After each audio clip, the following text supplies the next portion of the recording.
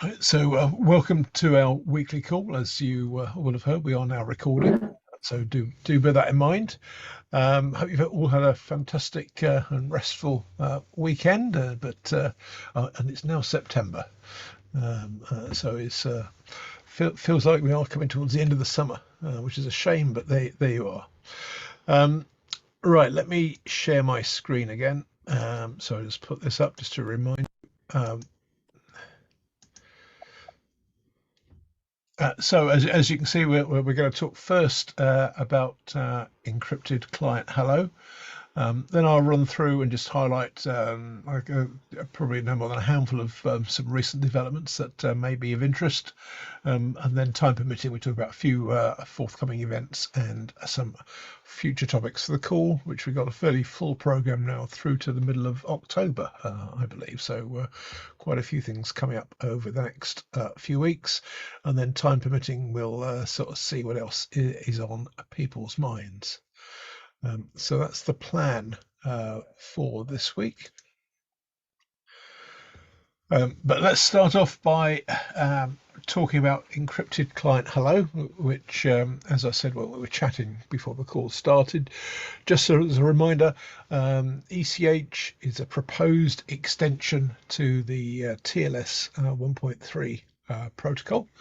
And it amongst other things, encrypts the service name indicator data, SNI data. In fact, so previous iterations of what's turned into encrypted client hello, a sort of previous version was known as ESNI, or encrypted SNI.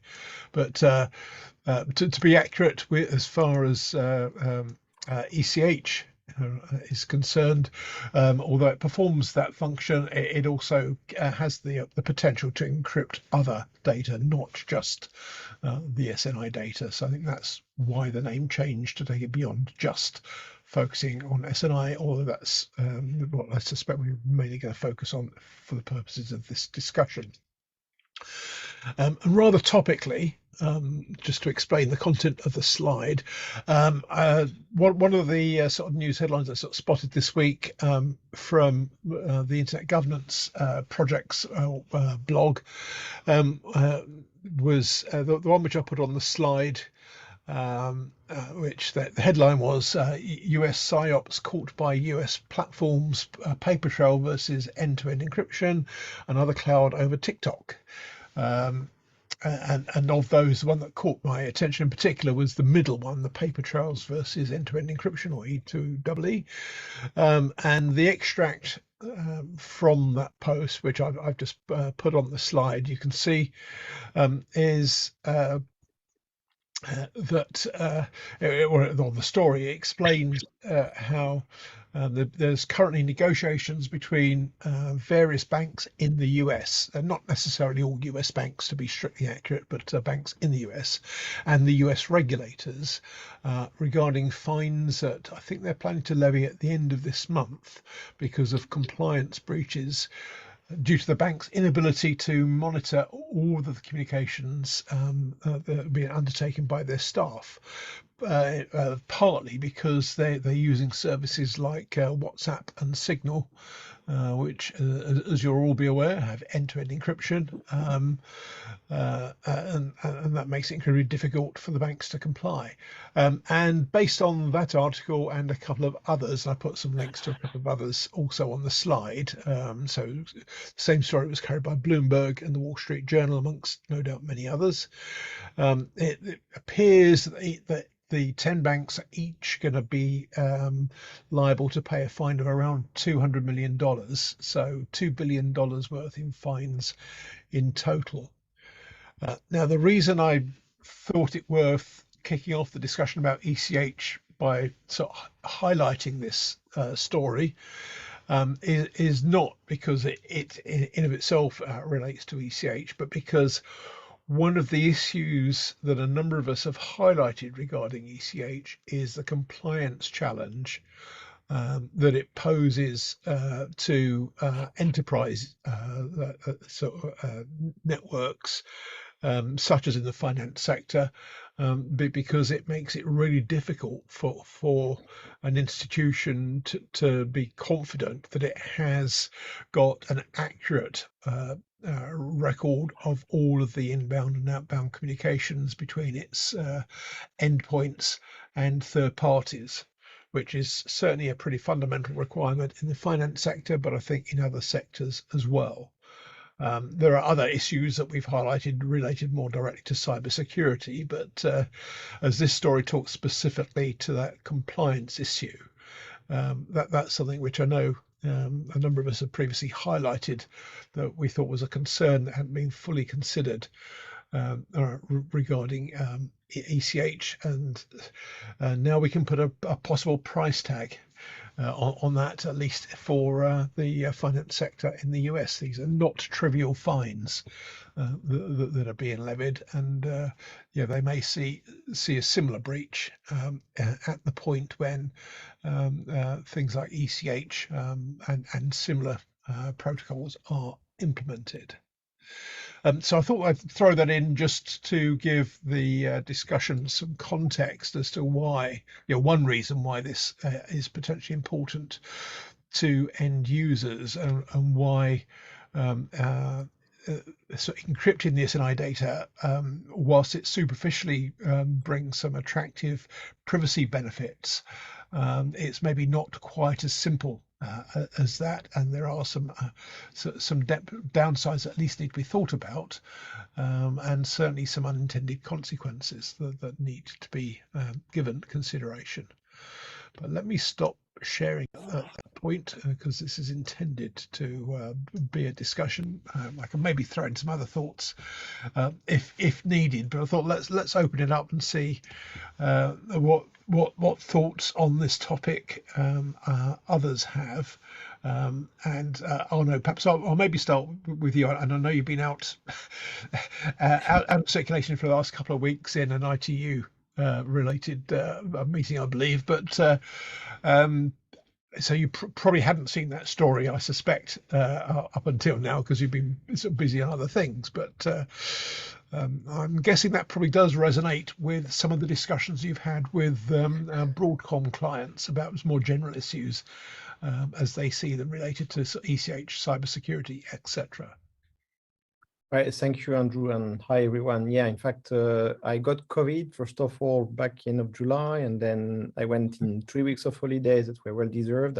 My bars of energy, I hope to hear, but then I got involved in this ITU meeting where I discovered something tangent to our discussions on X.510, which is the protocol part that goes tangent to X.509. So anyway, there are other things perhaps for the future here, but nevertheless important.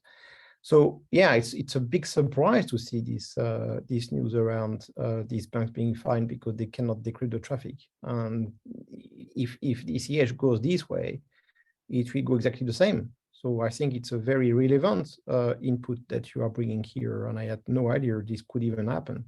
So which as much as I would like myself as a citizen to have my communications encrypted, how can I say, we flagged them about that we are going to have all sorts of problems, and now the regulators, of course, start to look at that from that eye, which is absolutely normal, right? Because they will have to do, look at DORA, for example, in the EU. I can't believe that you can execute a Digital Operational Resiliency Act at the level of all the finance institutions. And actually, I see that some of my peers here are like Jean-François Neza here, and maybe I'm not sure who is the iPhone of Pascal. Maybe this is Pascal Pézan, but this will affect big time all the financial institutions, and that means fintech, brokers, insurances, and so on. It is extremely relevant what you are bringing here, and to a certain degree logical. I'm surprised because it happens, but in fact we should not be surprised. That should be how it is, I'm afraid. So yeah, I have other things to bring regarding ECH, but Let me not monopolize the floor. Okay. In fact, I'm surprised we are so few today. Yeah. I see mostly European. Is it that the US is in holidays today, or? Yeah. Sorry, I think you missed that, Arno. So it's Labor Day today in the US. Although having said that, I see that John has managed to join us. Although I guess you're switching, John, between sort of US and Switzerland, which is a fine thing to be doing. All days are days to labor, as they say on Labor Day. Yeah.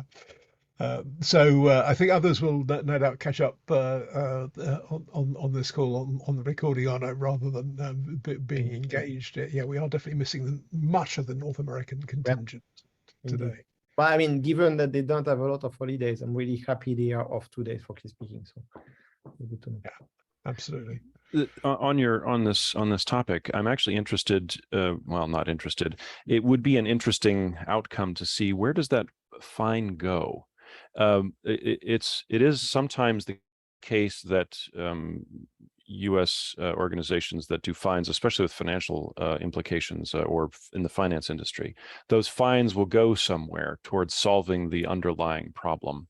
So that's an interesting thing. $2 billion is a pretty big number. Are they going to try to solve this through some other mechanism, or are we just going to rely on, more confusing laws? So that's another interesting path to follow. And also, you hear me? Yeah, it's working? Yes, okay. Okay, So it's Pascal Pézan behind my iPhone. I would be also interested to know what are the regulations in the US, because I'm not very familiar with their regulation that caused this huge amount of fine to be imposed to the banks.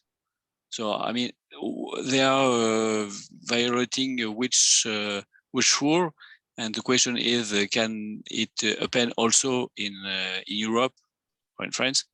This type of situation. So I don't know. Yeah, no, that's well.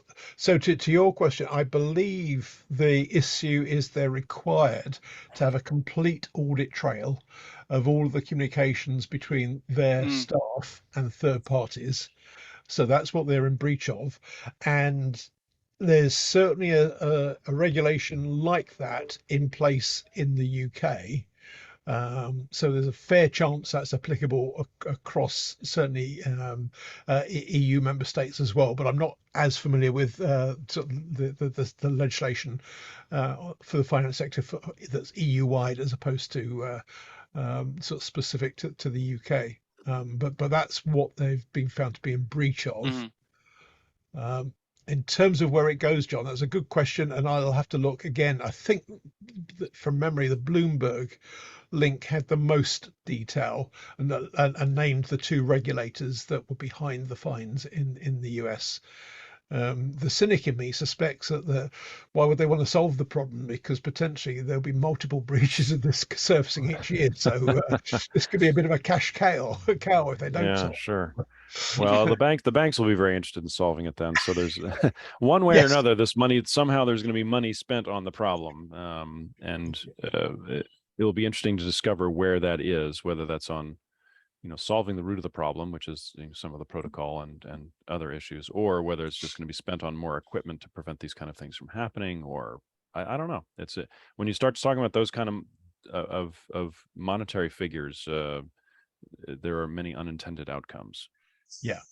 And frankly, I'm surprised that it's not viewed as a breach of conduct for an employee in a finance institution to be using WhatsApp or Signal.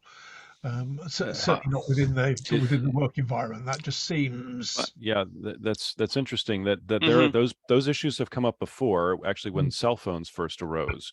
Yes. Where the concept of brokers being able to make calls on their personal devices was a big issue. I dealt with this in the voice over IP space with trying to come up with solutions of how do we route all of the calls through someone's mobile device through the bank switchboard so they could be recorded and all the PIN transactions would be logged somewhere. And that ultimately kind of failed. And so, you could argue that insider trading has potentially gotten worse since cell phones appeared or not. Up to you as to whether you view that as a reality. It's hard to prove one way or the other. Yeah. But can I ask a question? Do we know which is the entity in the US that posed this one? Is it the Department of Justice? Is it I don't know which is the agency in the US that has actually executed that? Securities and Exchange Commission would be my guess, but I'm saying that Maybe vacuum. I'm just to answer that question, which is a very fine question that I should have anticipated. Yes, it is the SEC and also, the CFTC, which SEC, I know, but CFTC, Commodity Futures Trading Commission, as well as the Securities and Exchange Commission. So they're jointly apparently levying these fines, having mounted separate probes into the issue. And there is a bit more detail on this. If you look at the slide, the Bloomberg link has got a helpful summary that gives that sort of detail. In fact, why don't I put that? I'll post it. Sorry, it's proving problematic to copy whilst I'm displaying it. I will post the link momentarily into the chat, so you can sort of view that. I posted something in chat, Arnaud, about the fines, about the regulators. Yeah. I see that. Good. Okay. Yeah. So that's a link to the Bloomberg link, so you can click on that. But yeah, it mentions as you said, the SEC and the CFTC as the sort of two bodies behind it. So it might be fun to have a conversation with them about to canvass them for their views on developments like ECH. They may be very keen to see those come forward, so they can prepare the fines in anticipation. I just wanted to say something quick. I think it's a very complicated matter. There are many aspects to look at it. So first of all, COVID gave, I would say, speeded up a lot the remote working for everyone. So not only for the employees working for financial institutions, providing investments, for example, but also for their customers. Then you have a way to look at it. You have a customer, you're working for a financial institution, your customer may choose the best way to communicate to you.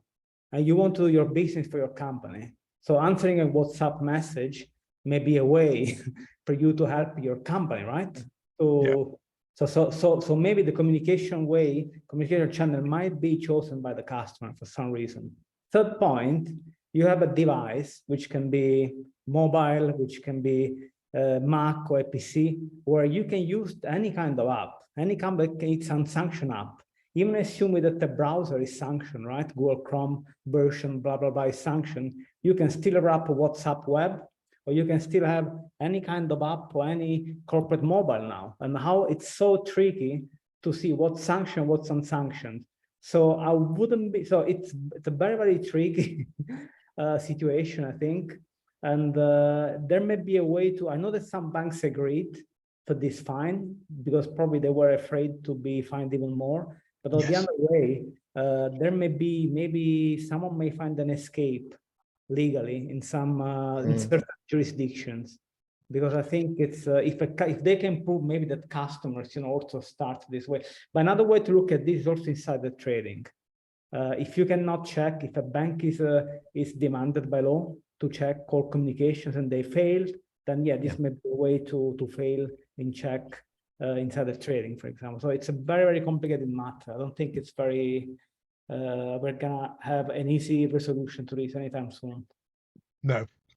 I must admit, if I was a CISO in a bank, I would be jamming mobile signals whilst people are in work. But that's probably why I'm not a CISO in a bank, probably just as well. If I may, this is just telling me that if the banks were not prepared, and are not understanding the space. I mean, we have some representative of banks here, but they are too few. I think the real first issue is that any proper finance institution that has not made its homework on that topic is at fault. And therefore, why is it they are not showing up in international standardization to actually voice their concerns?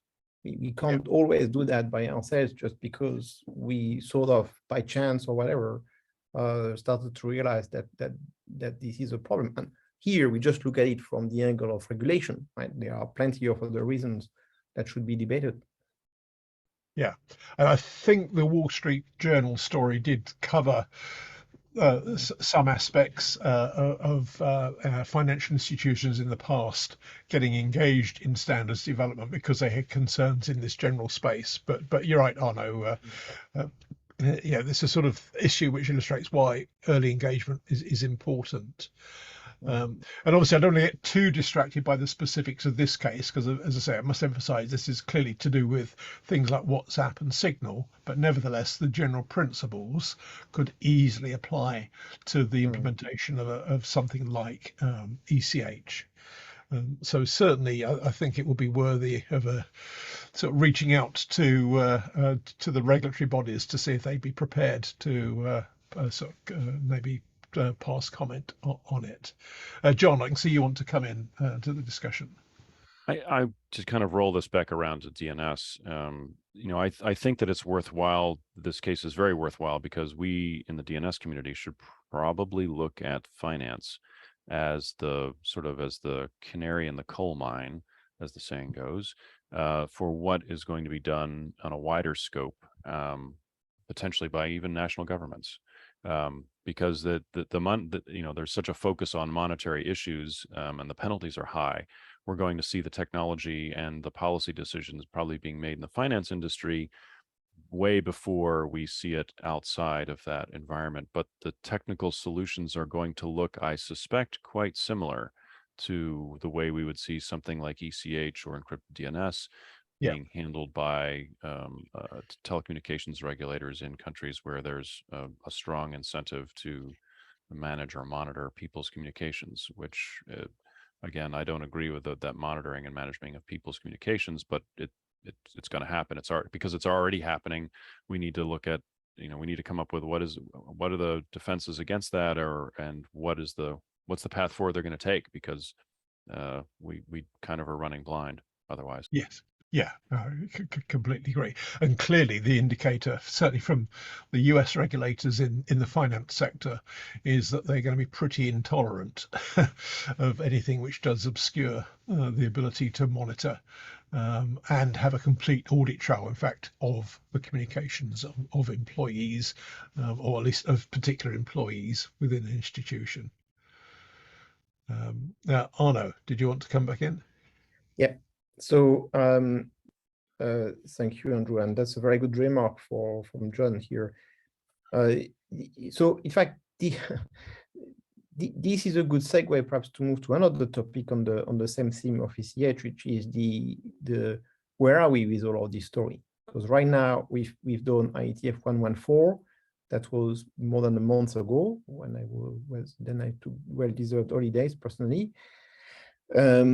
And we have IETF 115 ahead of us. And in the meantime, we're going to have an IAB workshop on the topic. So I made a special request to be invited in the IAB. So thank you for all the people in the community who flagged that to me. I have no answer yet.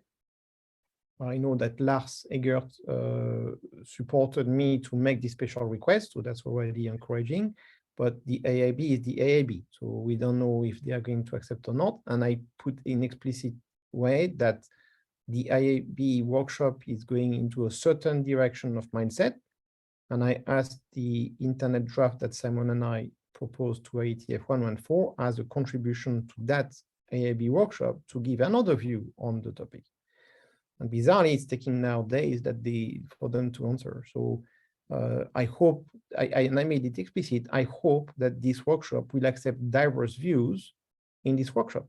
because if not, if they are manipulating the agenda again to only represent one direction, I think this would be this could really pose a very big question on the IETF neutrality and integrity. So that's certainly a step here. From what concerns our work in parallel, I did not forget at all that we have some feedback on the internet draft that has been produced, that there is the potential to merge it with yours, Andrew, the one you did with, I think it was Paul and David Wright, if I'm correct, which I think it's mergeable. I think there is the whole part of the man in the browser problem showing that the endpoint cannot be judge and party and the browser cannot be judge and party in this story, because if it is, then you're going to send the whole security worldwide only to one model. And what if it doesn't work? And man in the browser is proving it doesn't work. It will be impossible in my own lifetime, and I hope I'm still going to live another 50 years until I'm more than 100 years old. I don't think we are going to ever see it. So if we are going into this direction, just from an operational perspective, not even a finance perspective, which is giving another point, I think we can consider that the man in the browser problem is not just an enterprise problem. So it could be, we could merge it perhaps in a section before, so that it shows then for each specific case, like child net protection, enterprise, and others, we have some common problems between all of the sectors. Now, the chapters on the paper that are specific to perimeter defense versus defense in depth and so on would be specific in the enterprise part of your paper, but it is probably mergeable.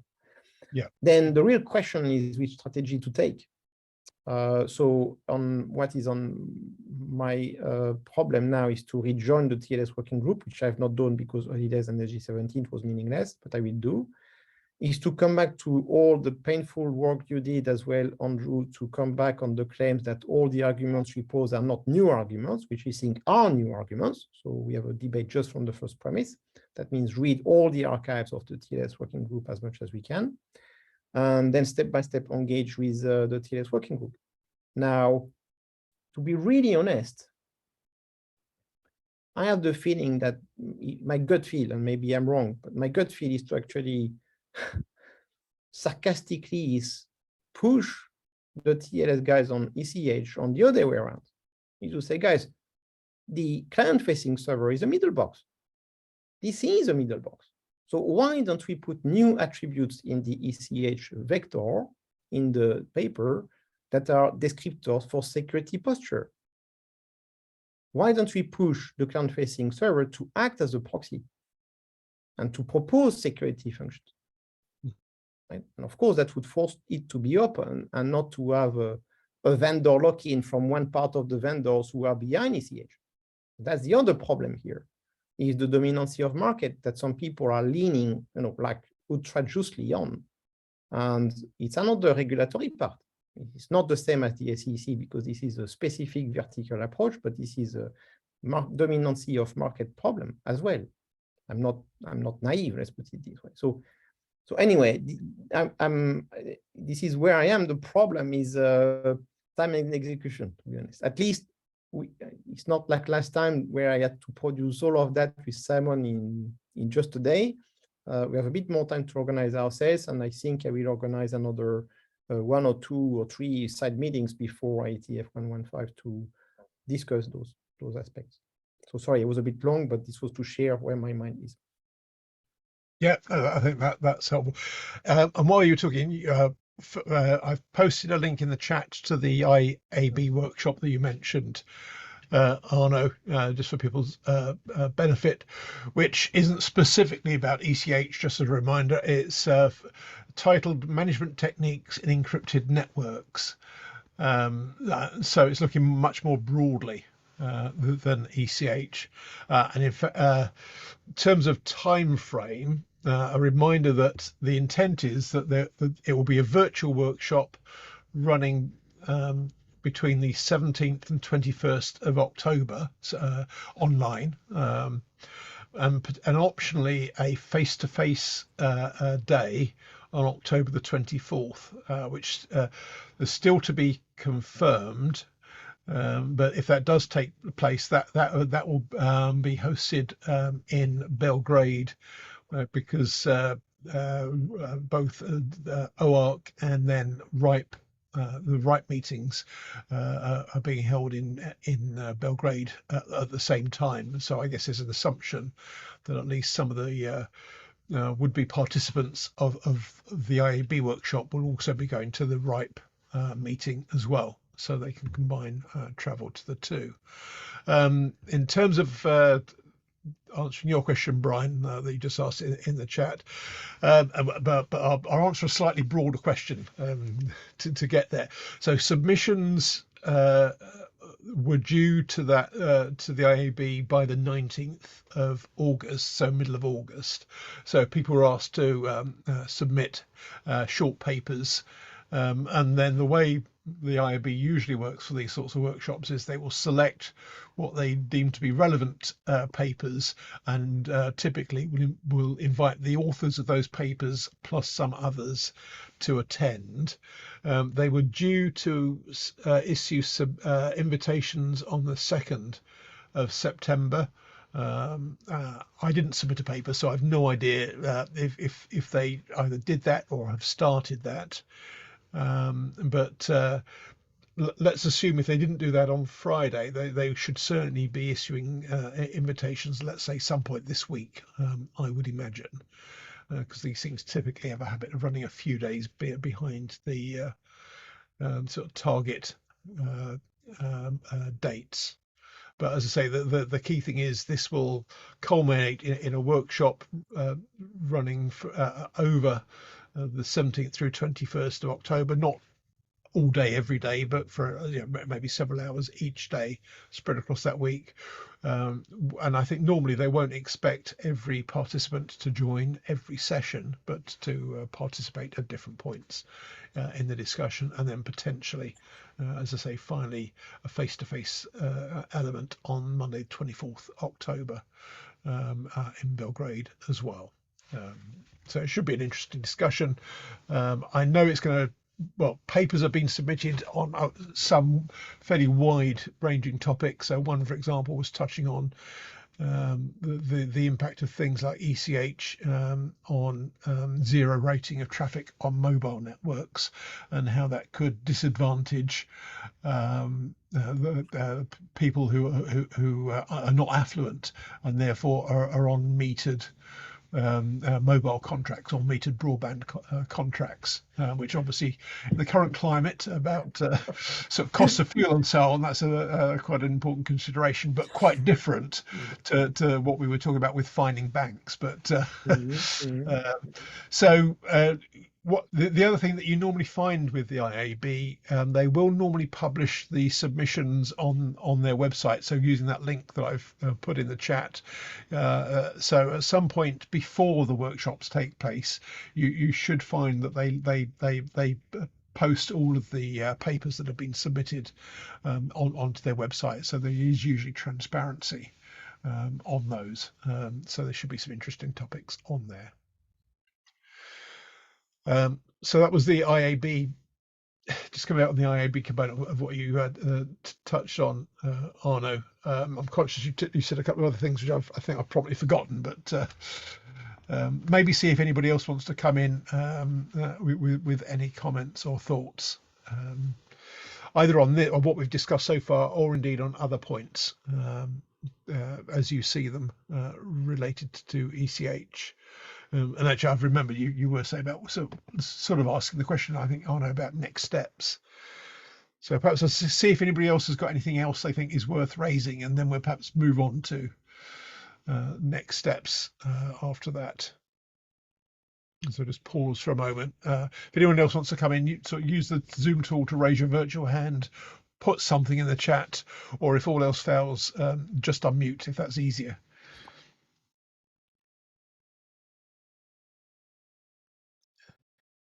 And thanks, John, if you're still on the call. Thanks for joining, particularly on Labour Day. That's appreciated you able to make time. Okay, I don't think anyone else is coming in currently. I mean, a couple of things in terms of next steps. I mean, one thing Arno mentioned, both he and I had separately put together some internet drafts. I put one together just before the IETF meeting in Vienna. Arno did one just before the IETF meeting, the last meeting in Philadelphia.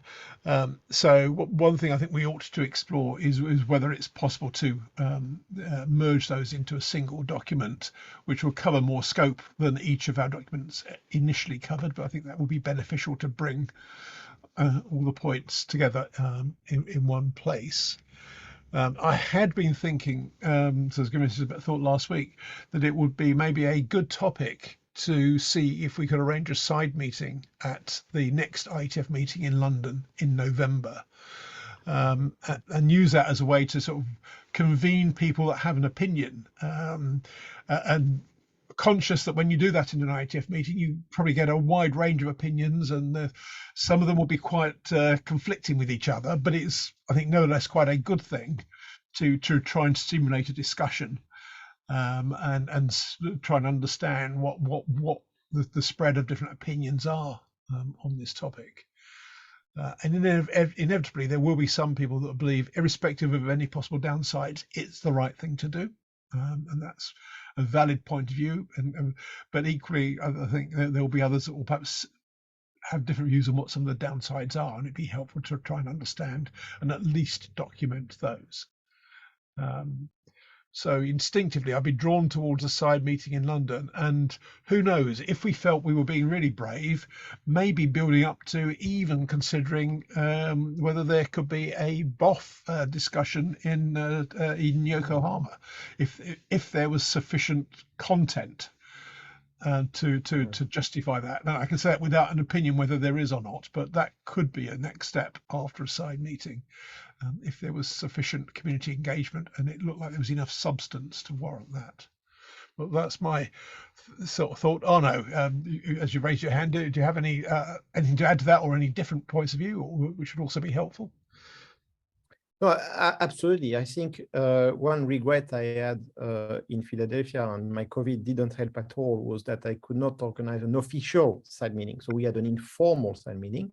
I think that went relatively very well. I shared, if I remember correctly, yes, I did some minutes, and I shared those minutes with the participants.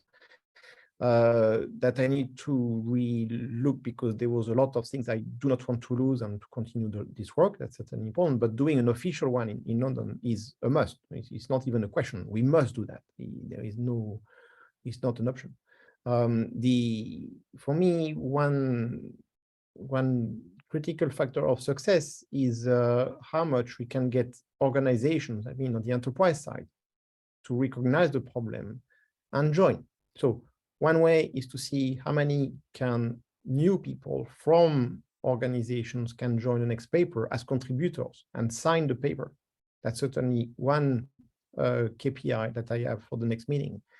The second piece is as well something more extremely difficult to approach, but we need to have a serious conversation about it, is to which working group we bring it. Because last time you brought it to Sec Dispatch and it was tough. This time I could not even get it in any group. And the only chance I had was the hot RFC piece, which is okay, but because we just wanted to have to keep the momentum and have a stick on the ground, but I don't think it will be enough for this time. And that's why we need to have a strategy about ECH. Is our strategy to say we can do nothing and therefore we need to prepare the future inner life with ECH? That's one possibility, absolutely.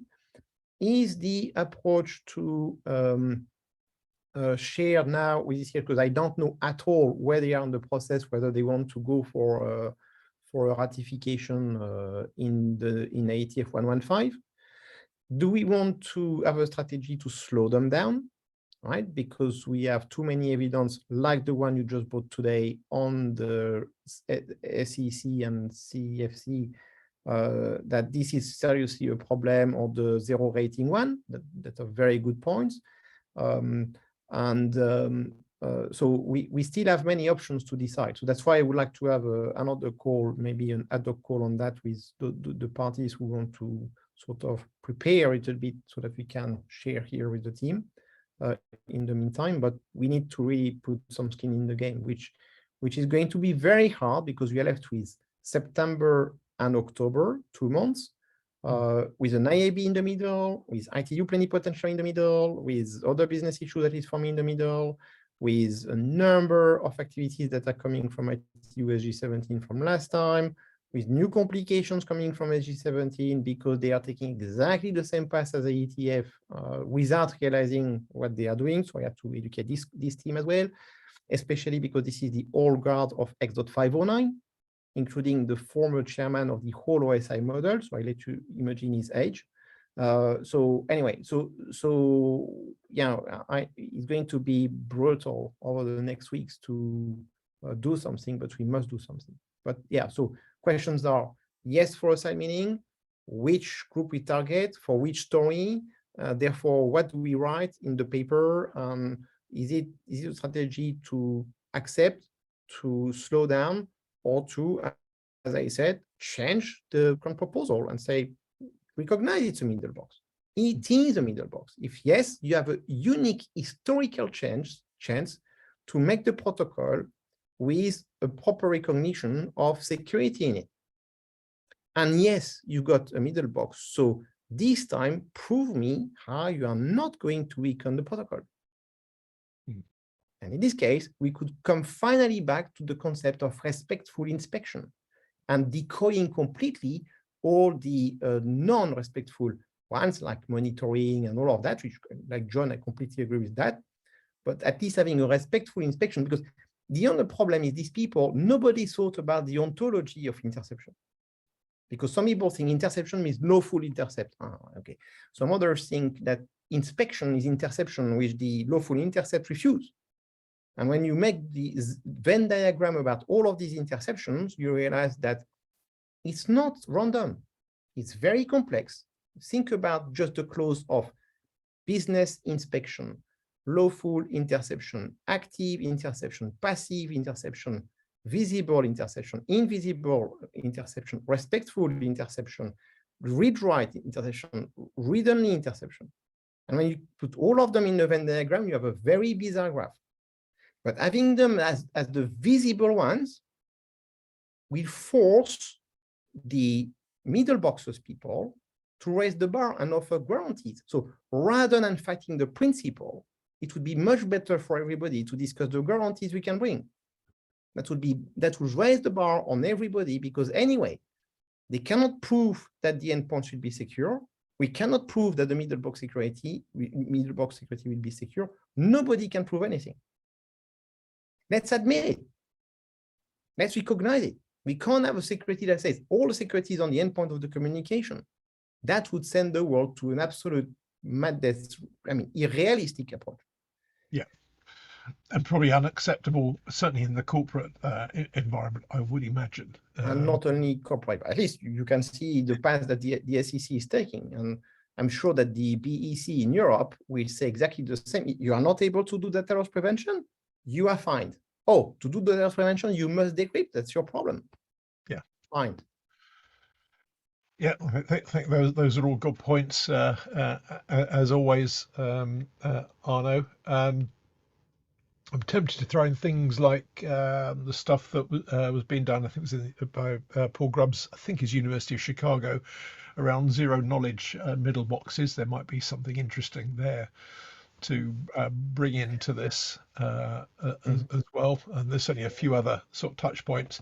The one thing I think we need to be mindful of is, although it's by no means there yet, I think in terms of ECH, the TLS working group is certainly moving towards talking about working group last call for ECH. They're not there yet, but I think they're edging that way. Yep.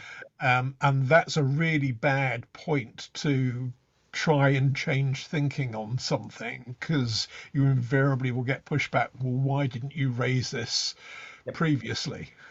So, which I suppose what I'm trying to say there is, irrespective of what what the right tactic or the right strategy is. If anything is to be done, it needs to be started sooner Yes. rather than later, because otherwise, if ECH goes through the working group last call and is ratified by the IESG, then it will literally be too late, I Yep. think, at that point to make any substantive changes to it. Agreed. So we've maybe got a period of a small number of months to engage on this. Otherwise, it'd be an interesting discussion that will make no difference whatsoever to the standard, which would be frustrating. Completely understood. But therefore, why the different strategy is that one is definitely, if it happens, if we lose the battle, but the point is the battle is now. It's not in 6 months from now. It's now, and for this IETF 115, it is critical. Yeah. I suppose I should say, for the record, I'm completely open-minded, by the way, about the standard, and did say in Vienna at the previous IETF meeting that the paper I put forward was not about stopping ECH. It was about making sure that there was an understanding of the operational sort of situation that it would be deployed into. So that it was deployed in a mindful manner rather than just in a way that inadvertently broke things. I follow your path of thoughts. Yeah. So my compromise would be to have something where, okay, account facing is now a middle box, so leverage it. Otherwise, what will happen is very simple. Let's be clear as well on that. If they want to go in this direction, they will leave no other choice for a number of parties to hack the protocol again, like it had been the case for the past 30 years. Yeah, that won't be a great outcome for it will anyone. be again the same issue. So what is it that they have fixed? Really? Yeah. So maybe the thought I've finished with, and then we need to move on because I'm just looking at the time, is perhaps we should be looking to have a more in-depth discussion over a longer period of time, maybe in the first half of October at the latest, to really start to pull something substantive together, if it's to be ready in time for a side meeting of the IETF meeting in London, which is first week of November, just to remind people if you don't have those dates to hand. So no later, I would suggest, than the first 2 weeks of October, possibly even sort of later this month would be better than that even. Agreed. But Agreed. So I will be in plenipotentiary, like I think Emily, who is on the call. Hi, Emily. So we are going to be stuck somewhere in Bucharest, but I hope it will not be like the WTSA and I can exfiltrate myself for a few actions. So yeah. I don't expect that it's going to be 200% of my time like in the WTSA, and free I can keep doing my work. At least it's in the right time zone, which is something. Yes, as well. Yeah, brilliant. Okay, so if people have thoughts on that, by all means, sort of drop me a message, put them in the chat, whatever's easier for you, and then we'll see about a way of convening a more in-depth discussion for people that have an interest in this, to actually move things forward more appropriately. Okay, let's at that point draw a line under that discussion because we are getting towards the end of the hour. I'll just briefly reshare my screen for a couple of minutes. I'm only going to skim over these really quickly. So a couple of things from the news headlines this week that you should see on your screen, which those of you that get the sort of weekly headlines email will have seen these. So I'm just drawing these to your attention. One is, and I'm not going to pull out probably a couple of these, noting the time. So the item at the top of the slide, Jeff Huston has done some analysis of which DNS protocols are used by what percentage of Cloudflare users. So it's clearly he's not done an analysis of the entirety of the whole user base, all DNS users, but he's pulled out the data for Cloudflare, and the article includes his analysis of whether they use sort of regular DNS, encrypted DNS, and if so, what flavor of encrypted DNS? It's possibly a biased sort of user group or data set in that they're more likely to use encrypted DNS than perhaps the wider sort of population, but nevertheless, it's interesting to see those stats. So those of you that are interested in things like take up may find that of use. I'll just sort of pull out a couple of other things. Sort of third bullet point, Vittorio Bertola of Open Exchange has written an interesting article looking at it's titled "The DNS and Internet Fragmentation," and looks on the impact of sort of policies, digital sovereignty, and so on, and the impact that's having on the DNS. So those of you that have an interest in policy rather than technical matters, you would, I think, find that a useful read. And then finally, the other one I just highlight, there was an article in The Conversation, and I think that was in Italian, if I recall.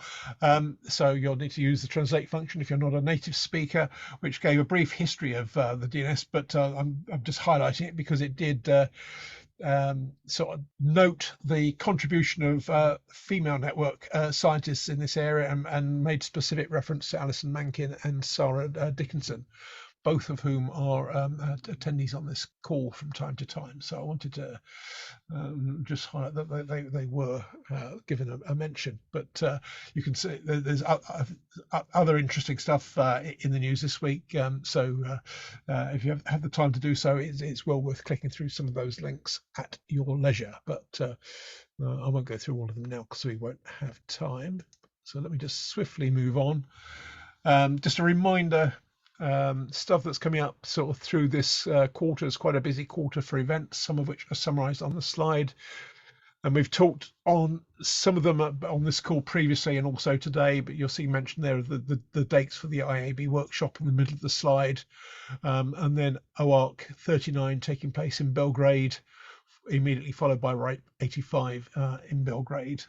So we touched on those. And then ITF 115 taking place in November, first week of November of this year, so coming up comparatively soon.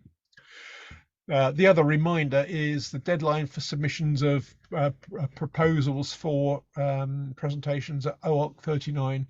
The deadline closes tomorrow. So if you had any intent to put forward a paper for the OARC 39 meeting, you have until I think midnight tomorrow to do that. So do bear that in mind.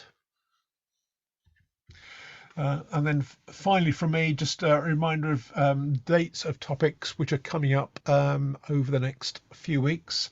So you'll see next week we've got a panel discussion on some of the learnings from deployment and scaling of encrypted DNS resolvers with a good range of representatives from across the industry. So I'm sure that'll be an interesting discussion, and then we'll be joined the following week by Vittorio Bertola to just talk to some of the issues that are in the post that I referenced on the previous slide. So he's actually going to talk about that in a couple of weeks' time.